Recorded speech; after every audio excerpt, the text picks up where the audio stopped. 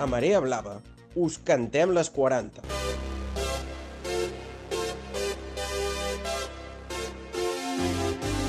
Un recorregut pels 40 anys de gestió de presons a Catalunya, explicat pels qui millor coneixen el medi, els treballadors penitenciaris.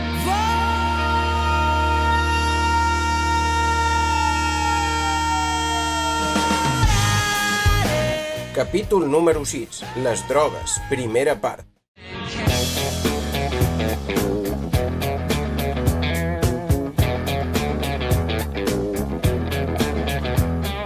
Sex and drugs and rock and roll is all my brain and body need. Sex and drugs and rock and roll is very good indeed. Un verdadero problema para la tranquilidad regimental de cualquier recinto penitenciario. Dels deutes que adquireixen els interns que tenen més addicció y que en el moment de fer pagament doncs, no poden fer front. Hay que tener en cuenta que hay un nivel altísimo de consumidores en los centros y que en muchas ocasiones con los tratamientos médicos no logran satisfacer sus necesidades, por lo que siguen queriendo consumir drogas y lo hacen consiguiéndolas de manera indebida, incontrolada en dosis e incluso mezclándolas entre sí. Les deutes s'han de cobrar i quan es decideixen cobrar, doncs, enmig es genera violència que doncs, afecta de manera directa o indirecta als propis personal penitenciari. La droga i els deutes que genera la droga a les presons segurament és el motiu número 1 de conflicte. Muchas veces presionan a las internas que salen al exterior para que la entreguen a su regreso. Incluso utilizan a los propios familiares, haciendo que paguen en el exterior o que ingresen peculio a otra interna. Bueno, en fin, ellas se buscan la manera de poder ingresar la droga de una manera u otra y de poder cobrarla también. També, a part, les drogues generen els efectes d'alteració de la conducta en els propis individus que les prenen, vull dir que també hi ha un efecte directe. La droga a les presons és el mateix que la droga fora de les presons. És un dels càncers, per no dir el càncer de qualsevol societat. És el pitjor de lo pitjor. Jo crec que podríem dir que hi ha més droga a les presons que al carrer. És fort, però és així.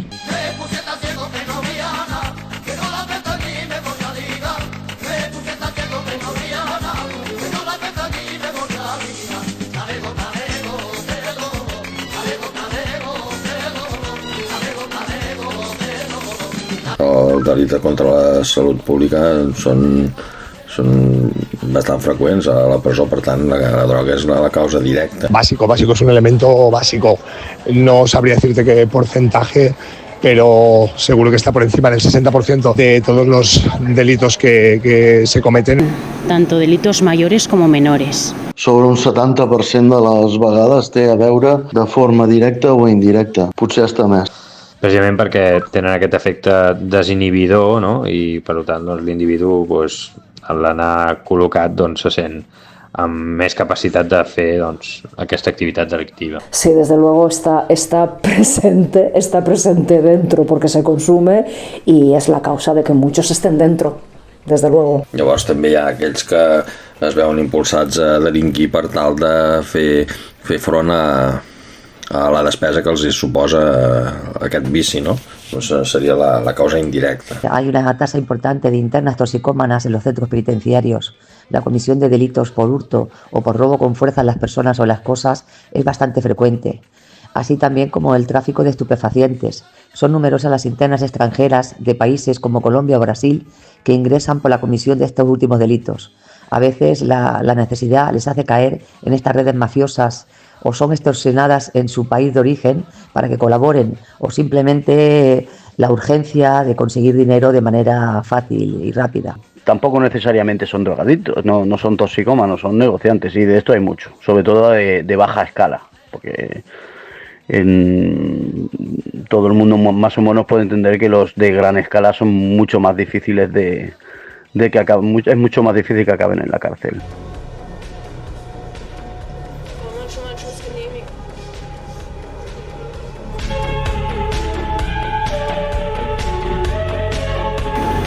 Las drogas han cambiado mucho y eso ha hecho que el perfil del interno también lo haya hecho.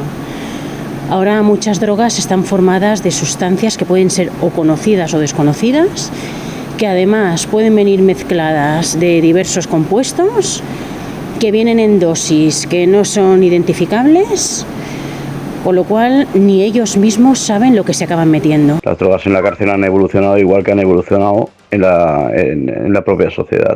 Llavors, el que sí que ha canviat és que entra gent a la presó doncs, que està entrant doncs, per fer de pagès, entre cometes, de cuidar camps o de cuidar horts o de cuidar naus industrials que es dediquen a la producció de la planta de la marihuana. Y ahora hay un mercado mucho más grande.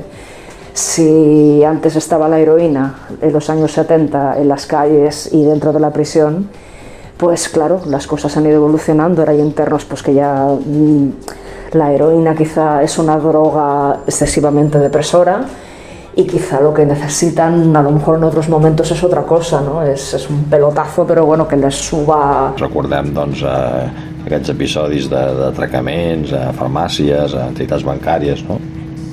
Per aconseguir aquests diners per satisfer doncs, aquesta dosi d'heroïna, no? Doncs era capaç de fer totes les maldats del món. Cuyo negocio no era la droga ni el crimen, era una salida, una forma de vida. De la consecuencia de la heroína, aquello fue terrorífico. Yo tengo imágenes de la galería.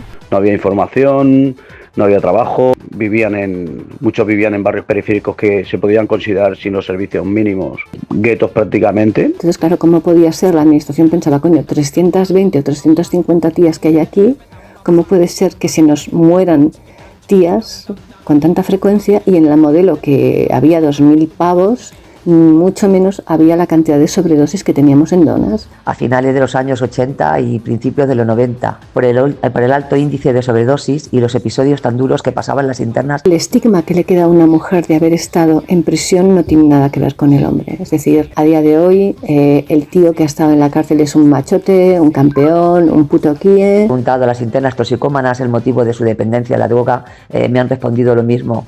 Lo hacen para olvidar sus problemas, otras porque se engancharon de manera casual en algún momento de su vida y ya no lo pueden dejar. El volver al lugar donde viven, con las personas que han estado siempre, pues no ayuda a que dejen su adicción. Y para una mujer pues se convierte en eso, en que se le va todo a la mierda, abandona a la pareja, es una mala madre, una mala hija, etcétera. Entonces, el patrón adictivo en la mujer es muy intenso, es muy largo en el tiempo porque es como una evasión. La mujer es muy emocional. En el departamento de madres esto para mí la verdad es que fue bastante duro porque me avisaron y cuando fui a las duchas la interna estaba pues allí tumbada todavía con si no recuerdo mal, con la jeringa enganchada y el niño estaba solo en su habitación. Al parecer se había inyectado heroína. Ahí ya estaba la heroína máximo, bueno, mucha gente moría, yo he visto en Carabanchel las personas morir allí cerca de mí, en el váter, en Gota. O sea, la heroína estaba ahí fuerte y efectivamente, y entonces nosotros nos encontramos que, bueno, todos creíamos que iba bien, primeros meses tal, secuestro de funcionarios, otro secuestro de funcionarios, un follón tal, el motín, un incendio. ¿Así? Sí, da. ¿Así? No da, no. ¿Así? No da. No da. I a presons estava tot més concentrat, clar. Al carrer no tots tenien la sida, a presons, malauradament, per la sensació que teníem és que un 60% o més estaven infectats. Con la entrada del SIDA, pues prácticamente moribundos, por decirlo de alguna manera, que estaban muy deteriorados. Llavors s'havia d'anar amb molt de cuidado, amb totes les intervencions, cada teníem sospites de que havia passat alguna cosa, sabíem perfectament com estava mi tia, però no es quedaven tranquils. Jo me'n recordo quan arribava a casa, tenia la meva filla de pocs anys, i la roba de feina no passava del pàrquing, m'ho treia tot al pàrquing, me n'anava a la dutxa quan arribava a casa. ¿Así? Sí, da. ¿Así? No da, no. ¿Así? No da.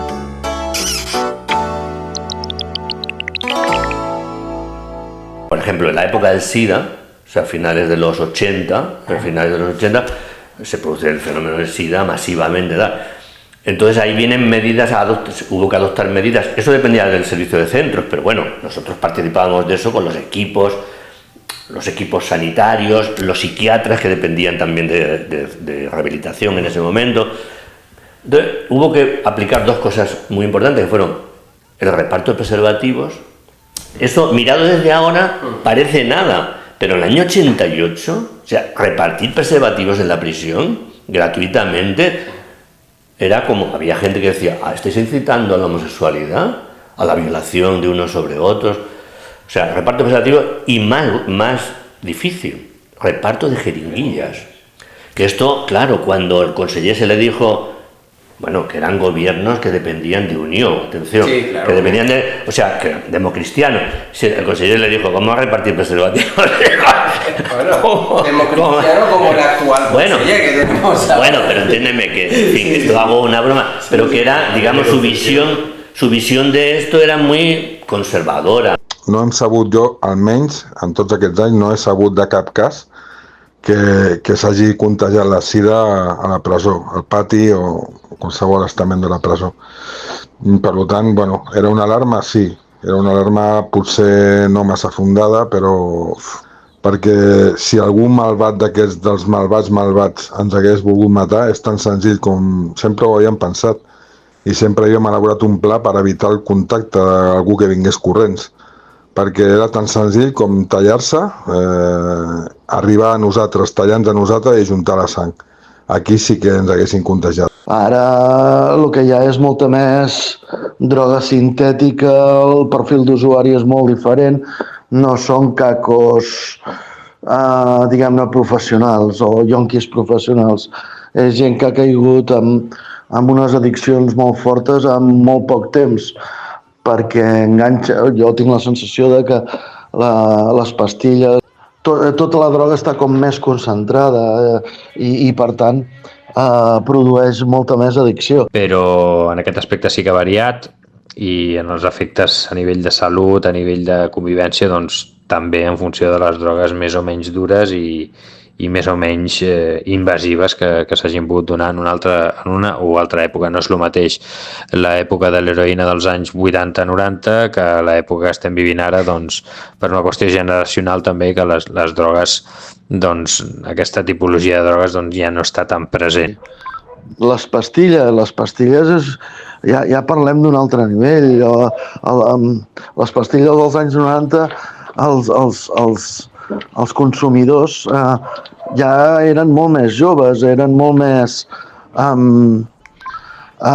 crios a la discoteca, que es passava la pastilla com qui es passava un ibuprofeno o un paracetamol, i això continua passant.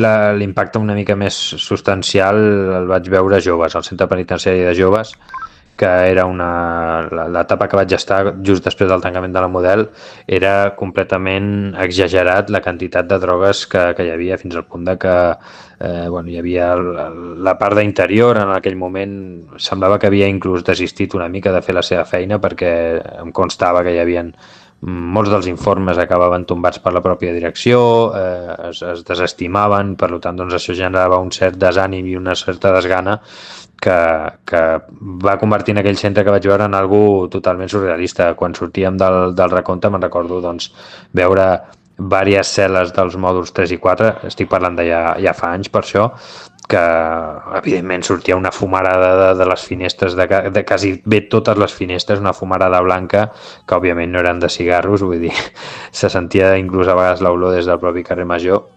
Però bueno, més enllà d'aquest cas no recordo un impacte así tan notable de la marihuana como tal, al hachís sí. Mi reflexión es que de unos años atrás hasta el momento actual hay mucho acceso a drogas sintéticas y estas está probado que producen daños cerebrales.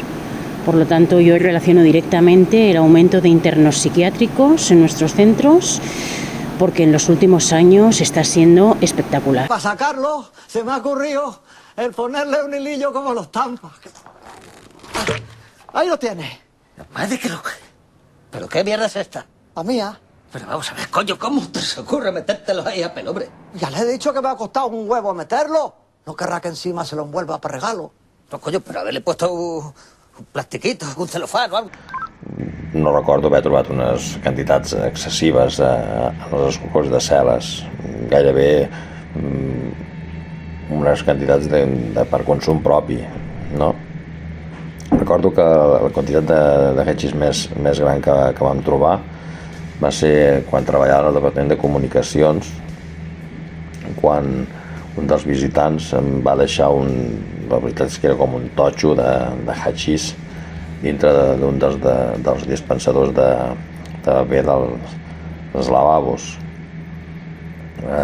Recordo que la companya, quan va fer la revisió, doncs va ficar la mà dintre i va ser una sorpresa perquè era un totxo que no recordo el pes. Però... Pues fue en la etapa en ingresos y ya hace años cuando no había tantas limitaciones ni tanta fiscalización a la hora de hacer cacheos integrales.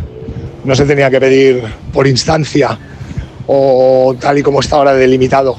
Y simplemente se observó la actitud nerviosa de un interno que reingresaba de permiso y bueno, nuestras sospechas fueron acertadas y se le incautó bastante droga. Fue a través de la información que me dio una interna, bueno, que nos dieron a mí y otra compañera, pues unas internas de enfermería, de que unos familiares iban a entregar en un vis a vis una cantidad bastante importante de droga. Entonces, bueno, elevamos este informe al jefe de servicios y se hicieron pues todo lo necesario para que cuando la familia viniera a comunicar, la policía pudiera cacharlos en el exterior. Y de esta manera pues incautaron, la verdad, todo lo que llevaban para ingresar en el centro y los familiares fueron detenidos. En aquest tipus d'escorcolls, evidentment, pots trobar mòbils, acostumen a ser petits. Et pots trobar doncs, que a l'intern s'ha empatat droga i a l'hora de treure's els calçotets doncs li surt una mica per l'ano. Entonces, ¿qué pasa? Venía una pareja de policías nacionales de lo más... bueno, pues sabes, unos tipos ya barrigudos, mayorcetes, ya que tienen poco interés. Entonces, ¿qué pasa? A la interna la llevaban en la parte de atrás del cocheceta esposada y la interna, ¿qué hacía? Se desempetaba y, bueno, pues venga a hacer salidas y no pillábamos una puta mierda. Entonces las funcionarias decíamos, pero es que claro, estos tíos son unos garrulos. Y al final la directora decidió que iba a autorizar que nosotras acompañáramos a la interna. Entonces, bueno, te tengo que decir que a mí me tocó varias veces, iba yo con la interna por supuesto no se movía, pero nos encontrábamos con la situación de que íbamos al clínico y la Policía Nacional decían, escucha, párate aquí en el bar del fulano que voy a comprar un décimo de lotería y me voy a tomar un quintillo, ¿te traigo otro? Jo recordo, per exemple, ampolles de lleixiu d'aquestes que s'estan donant ara mateix, que tenen com unes formes, diguem-ne, de bandes, d'arus l'ampolla, bueno, pues trobar que hi havia ampolles de lleixiu que una era més alta que l'altra. Collons, però si són de la mateixa marca i tot plegat, com és que és? Pues perquè tallaven una de les ampolles i el cul l'encastaven a dintre de l'altra, amb la qual tenies un doble fons. Pues bueno, llegábamos ahí a la zona de confinados y entonces, bueno, pues lleno de tipos de cacos de modelo, de la Trinidad, y entonces teníamos que ir a la sección de obstetricia y ginecología y esperar porque muchas veces había partos, claro, partos de urgencia. Y bueno, pues nada, cuando nos tocaba entrar, pues ya sabes, el yonki no, tanto hombre como mujer, pues puede llevar empetado allí y ni se sabe, paquetes que ni se acuerda que lo tiene. A veces había mujeres con unas infecciones importantes, vaginales, ¿sabes? Dinero empetado. I llavors un que em va sorprendre molt i que diu molt de la inventiva i del temps que arriben a tenir dintre de les cel·les per pensar-se-les totes és que van agafar un tros de fusta d'un pàlet, la van pintar i retallar perquè capigués a un forat, a una esquerda que hi havia entre el sostre i la paret de la cel·la, de tal manera que ells posaven la fusta en el forat i és que no es veia, no es veia res. En una estància comuna en la qual ja venia tota distribuïda i separada per directament comercialitzar-se. Aparentment era cocaïna, i m'atreviria a dir que justament aquesta última troballa que vaig fer doncs, va ser la més important de totes, per quantitat més que res. Hi havia 37 dosis, em sembla, ja disposades per distribuir, que bueno, aquí a la presó tenen un valor bastant alt cada una d'elles, per tant doncs, bueno, va ser una troballa important. Sí que és cert que veníem amb informacions ja predeterminades, amb la sort o la desgràcia que em va tocar a mi trobar-la en el lloc en el que estaven amagades. Cuando se hace una requisa importante de sustancia estupefaciente, la repercusión es inmediata en el módulo afectado y en todo el centro en general, porque la verdad es que mi centro es bastante pequeño. Hay deudas pendientes por droga que no es entregada y los conflictos son continuos. Són substàncies que mouen molts diners i si ja parlem de que aquí a la presó doncs, els interns se solen pagar entre ells per deure's un paquet de tabaco que pot valdre, doncs, jo què sé, 6, 7, 8 euros, doncs no parlem d'una dosis que pugui valdre 50 o 80 euros.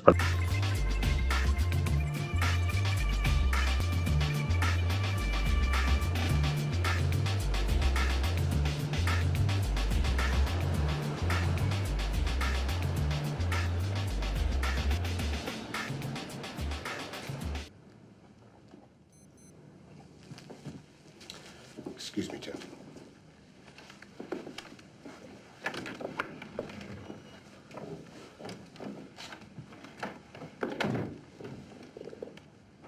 És en els vis-a-vis, no en quan tornen de permís.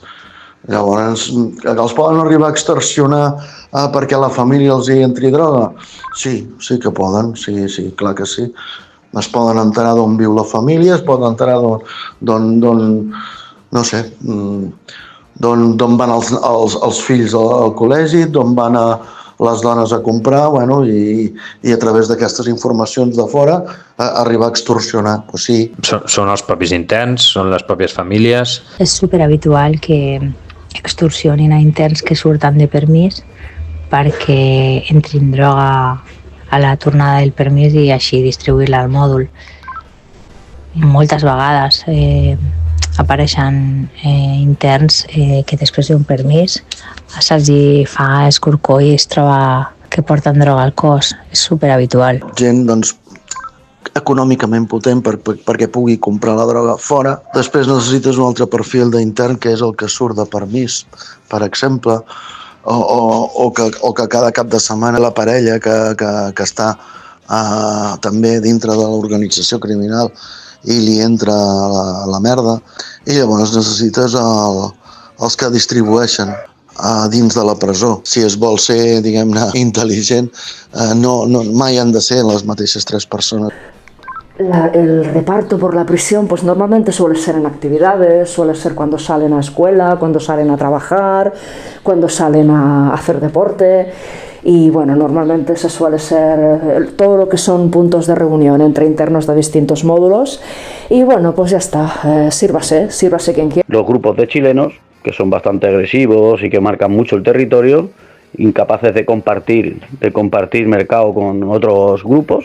Luego está el grupo mayoritario, que es el de trapicheo de bajo nivel, que es el de origen magrebí, y bueno, y luego hay bandas del este que lo mueva, aunque tampoco los georgianos venían, últimamente no se encuentra tanto, mucha gente anclada en la heroína. Y en carácter nacional pues siempre ha sido los grupos de lo que nosotros llamamos de etnia gitana. Vis a vis, comunicacions, família i amics, en paquet o directament comunicant amb vis a vis íntim o familiar. Vamos, jo diria que és el 95, per no dir el 99% de las introducciones a una presó. A ver, algún trabajador, por supuesto que alguno lo puede hacer, que son los menos, y la vía de entrada muchas veces suele ser en el transporte de mercancías, de víveres. Aquí también ha habido casos. Empresas externas, trabajadores externos y luego un porcentaje más reducido, pues trabajadores penitenciarios, ya propiamente, funcionarios de cualquier àmbit. Hi ha molts professionals, almenys al nostre centre, que es dediquen a entrar droga i mòbils als interns. Luego están los de siempre, que son colombianos, pero estos, o dominicanos, que estos suelen ser, sí, los dominicanos sí que suelen manejarse como banda. Bien, dentro de prisión hay gente muy importante que puede mover legiones fuera y al revés y viceversa, gente fuera que puede estar dominando un módulo o varios módulos desde fuera simplemente dando órdenes. También, pero suelen ser un poquito menos organizados. Suelen ser un poquito, forman bandas puntuales, pero no se puede decir que haya una banda que intente controlar todas las cárceles, sino que los dominicanos pues se agrupan porque se conocen de la calle, hacen sus bandas i intentan manejar el patio. En canvi, si es diversifica molt les tasques, és complicat d'enganxar-los, sobretot a l'hora d'entrar-los. El pagament, jo et diria que avui en dia es WhatsApp. O, sobre todo, lo que te encuentras mucho es gente que trafica en la calle a través de prisiones, porque como hoy en día la prisión es un lugar tan permeable donde entra, sale, ahí reciben 100.000 visitas, los teléfonos están prácticamente permitidos porque no se quiere actuar contra el descontrol che hai. Nel blu, dipinto di blu, felice di stare lassù.